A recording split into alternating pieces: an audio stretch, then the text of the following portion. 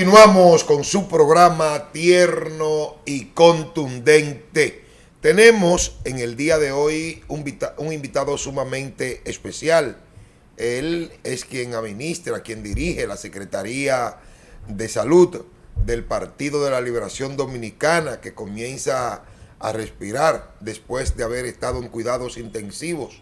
Con el doctor vamos a hablar no solamente de la situación del Partido de la Liberación Dominicana, sino de la situación de la salud en el país, a propósito de unas declaraciones que dio el Chuquichuqui, el ministro o el director del Servicio Nacional de Salud, que antes dirigía la salud desde una cabina de radio y que le prometió al país pues salvarlo en materia de salud, y ha dejado que los hospitales se degüecen en este gobierno, el señor Mario Lama. Así que no se mueva, porque vamos a conversar con el doctor Rafael González. Sígame a través de José Manuel Mesa TV, nuestro canal de YouTube. Por Instagram, José Manuel Mesa TV, todo junto, ya llegando a los 14,000 seguidores. Así que dele like, comparta entre amigas y amigos y sugiérales a esos amigos y a esas amigas que también se suscriban a nuestro canal. Vamos a darle paso a nuestro invitado estrella, Rafael González. Buenas noches. Buenas noches. ¿Cómo se siente? Bien, bien, bien. Y agradecido por permitirme dirigirme al país a través de tu programa. Y vamos arriba. Qué bueno. Rafael González, ¿quién es? ¿Dónde nació? Bueno, yo nací en un monte de Cotuí que le dicen Cebicos. En Cebico. Sí, crecí y ahí estoy todavía en un municipio de la provincia de Monteplata, vecino, que es Yamasá. Yamasá. Ahí tengo mis raíces. ¿Qué hizo Rafael González en Cotuí? Nacer. ¿Dónde estudió? En Yamasá. ¿Estudió en Yamasá? Sí, hice la primaria en el colegio Fray Pedro de Córdoba. Hice la secundaria. Recuerdan que antes habían 3 niveles: el nivel primario, que era hasta 6º grado, y el nivel intermedio, que era 7º y 8º, y el nivel final, que era la preparatoria, era el bachillerato. Entonces yo hice la intermedia y el final en el Liceo San Martín de Porres. ¿Algún recuerdo de esos años mozo de estudio, de un maestro o una maestra que usted pueda compartir con nosotros? Sí, te quiero decir que la mayoría de los maestros que me dieron clase, yo he sido su médico. Es decir, recuerdo al profesor Ramón de Jesús, que daba moral y cívica, y ahí en moral y cívica fue el primero que me habló de la ley de tránsito. Recuerdo los exámenes que decían: ¿qué hace un policía con un caco blanco de frente a usted en una intersección? Tenía que poner diciendo que me detenga. ¿Qué hace un policía de espalda a usted en una intersección? Diciendo que me detenga. ¿Qué hace un policía de lado a usted en una intersección? Diciéndome que pase. Es decir, era el ritmo que hacían los administradores del tránsito, y había menos tapones que ahora, porque los policías de tránsito son más fiscalizadores que agilizadores del tránsito en la mayoría de las veces. Decir, los hermanos de Rafael, ¿cuántos son? Bueno, somos muchos. Sí, nosotros somos, bueno, quedamos alrededor de 17, hermano. Ofrécome, ¿de padre y madre? No, de padre y madre tengo solamente una. ¿Una de padre y madre? Sí, señor. Ah, pero el padre suyo era bastante... Sí, un tipo de la época. ¿Era contento? ¿Militar? Un tipo de la época, militar en formación, pero un médico de un ejercicio muy extenso. El recuerdo que usted tiene de su padre y de su madre, ¿cuál es? La formación. ¿Qué más le llama la atención? La formación. Si hay cosas de formación que se hacían antes. Por ejemplo, antes nosotros los muchachos siempre estábamos en pantalones cortos. Cuando te ponían un pantalón largo, ya tú sabes que te estaba haciendo un hombrecito. Esa era la seña. Es decir, muchas tradiciones que te hacían ir haciendo la transferencia, que eran formaciones, pues se han perdido. Otra cosa, es decir, lo emblemático del Día de Reyes, yo estuve pensando que los Reyes ponían, y le escribía con 13 años, y le escribía a Santa Claus. ¿Y usted se lo creía? Y me creí esa vaina. Entonces, disculpe la palabra, porque se vivía la infancia. Es decir, nosotros éramos los que salíamos a hacer nuestros propios juguetes. A mí me daban pela los tíos, los vecinos y todo el mundo. Entonces, cuando te daban una pela en la escuela, tú no podías decir en tu casa que te dieron una pela porque te llevaban al otro día y te daban otra allá, porque tú no estabas rezando. Era un asunto de formación. Los muchachos, nosotros, mi papá me hacía respetar el estado de siesta. Cuando el adulto estaba durmiendo, los muchachos no podían hacer bulla. Así es. Eso era formación. Es decir, cuando llegaba la visita, usted no podía recibirla, porque el muchacho tenía que irse para atrás cuando llegaba la visita. Es decir, era un asunto de formación. Pero de lo que más recuerdo de mi papá en la formación fue que me enseñó a ser sensible. A ser sensible. A ser sensible, sí. Mi papá era un político en ejercicio del Partido Revolucionario Dominicano.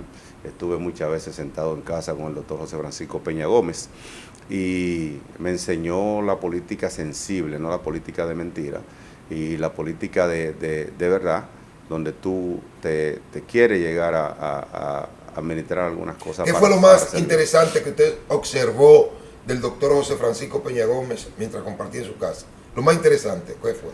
Mira, Peña Gómez me dijo algo que a mí nunca se me ha olvidado. Sabe que antes funcionaba el IDSS, que era el Instituto Dominicano de Seguro Social. Cuando comenzaron a hacer la Plaza de la Salud, se movió el hipódromo. Él decía algo, ahí donde se hace ese monstruo de hospital, con el doble del presupuesto de un año, nosotros vamos a poner a funcionar el Servicio Nacional de Salud. Eso dejaba ver una visión. ¿Usted sabe para qué vamos a hacer eso, jovencito? Para que los pobres se atiendan donde se atienden los ricos.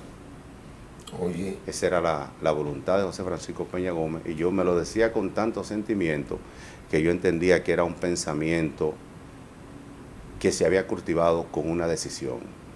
Que si hubiese sido presidente hubiese sido así. Igual, yo nací en ese partido y decidí abandonarlo en el 2002, en el gobierno. No milité en ningún otro partido hasta el 2006, que fui a acompañar a un compañero, amigo, candidato a diputado, Juan Suazo Marte. Y después me convenció Danilo Medina, porque los mismos planes que él ofrecía en encuñar un servicio, un gobierno verdaderamente social, en el 2000, cuando yo no le apoyé, lo ofrecí en el 2012. Y yo me creé una interrogante, o este individuo está comprometido con eso, o lo tiene escrito que nunca se le ha olvidado. Entonces, aún en las dos condiciones, si no era una decisión, pues lo estaba pensando, y si era una decisión, lo iba a ejecutar. Y le puedo decir que yo estoy complacido con el nivel de profundización de los servicios sociales que estableció el gobierno de 8 años del presidente Danilo Medina. Servicios que ya venían en el Partido de la Liberación Dominicana. Lo profundizó. Y que Danilo Medina lo que hizo fue continuarlo. Profundizó, porque no podemos negar, por más que queramos ser ciegos, que quien estableció la tanda extendida fue Danilo Medina. No estamos hablando de la tanda extendida, estamos hablando del servicio de salud. Pero son cambios. Que era todo un esquema del Partido de la Liberación Dominicana y que Danilo Medina lo continuó. No, le quiero decir que quien lo profundizó fue Danilo Medina, porque al 2012 todos los hospitales tenían sala multicama. Todos los hospitales, ningún hospital era hospital con privacidad. Y ustedes recuerdan la intervención de 54 hospitales, incluyendo los hospitales de la capital, con la visión de cambiar esos hospitales multicama en sala, sin privacidad, sin decencia, sin decoro, a hospitales de 1 y 2 camas en las salas. Eso sensibiliza y humaniza el servicio de salud. Y se salió. Pero eso se extendió, doctor, a los hospitales, pero ya veníamos con SENASA, con el Servicio Nacional, toda una revolución en el sector salud. No, le quiero decir que se venía con una revolución, porque se recuerde usted que la ley 87. Pero vamos a dejar eso ahí para 8701, otro bloque. A mí me gustaría saber, ese muchacho lleno de sueño, de entusiasmo, que llega a la capital, ¿en qué universidad estudia? En la universidad UTESA.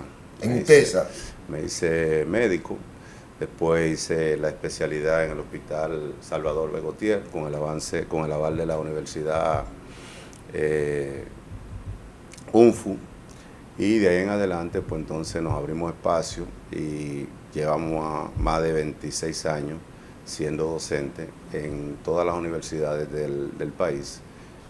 Hice una pausa en la docencia con el COVID-19 y continúo siendo docente de INTEC con semiología quirúrgica. ¿Qué experiencia usted tiene que compartir con este público de tierno y contundente en sus aulas universitarias?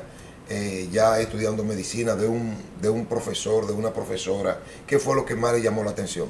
Mira, yo recuerdo que estábamos en un examen y el viento voló una soja que tenía otro muchacho en paralelo a mí y se pararon con mi butaca. El profesor, que ya fallecido, el doctor Manuel Jorge, me dijo que yo me estaba fijando. ¿Que usted se estaba fijando? Entonces me dijo, usted tiene 0, y me puso 0 en el examen. Ese examen, el valor era 22.5 de esa primera prueba. Y yo le dije, profesor, listo, yo no me estaba fijando, pero usted tiene el poder. Pero le voy a decir una cosa, quedan 77.5 puntos. Y yo le voy a sacar 77.5. ¿Y le sacó 77.5? 75. ¿Le sacó? 75. 75. Es uno de los pocos 70 que tengo en mi nota, como en mi formación como médico. ¿Y ni así ese profesor reconoció su valía?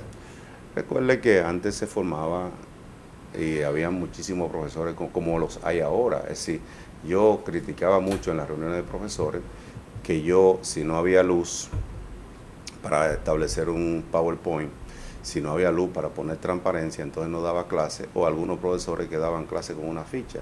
Yo decía, si yo no he podido aprenderme lo que le voy a decir a los muchachos en 15 años que tengo dando clase, ¿cómo le voy a exigir a un muchacho que se aprenda eso en un mes para darle un examen? Eso es una falta a la lealtad. Entonces, eso siempre llama la atención. Es decir, lo que yo no tengo, y siempre a los muchachos les decía, yo nunca desconsideré un muchacho porque le encontraron chivo. Es decir, nunca nadie se dio cuenta que yo a un muchacho le descubrí un chivo. ¿Ustedes saben por qué?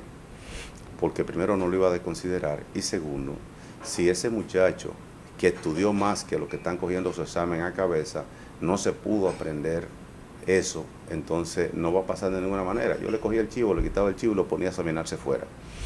¿Por qué? Porque todos los que fuimos estudiantes nos dimos cuenta que hicimos un resumen, y ese resumen, el chivo, usted decide si lo lleva o no. Así entonces, es. si usted no, cuando usted va a hacer un chivo, tiene primero que hacer un plan. Si Rafael González tuviera la oportunidad de volver a su campo y verse niño, ¿qué haría que no hizo? Bueno, es difícil porque yo hice muchas cosas de niño. Si yo viví mi niñez como la vivían todos los niños antes. No le faltó nada por hacer. No.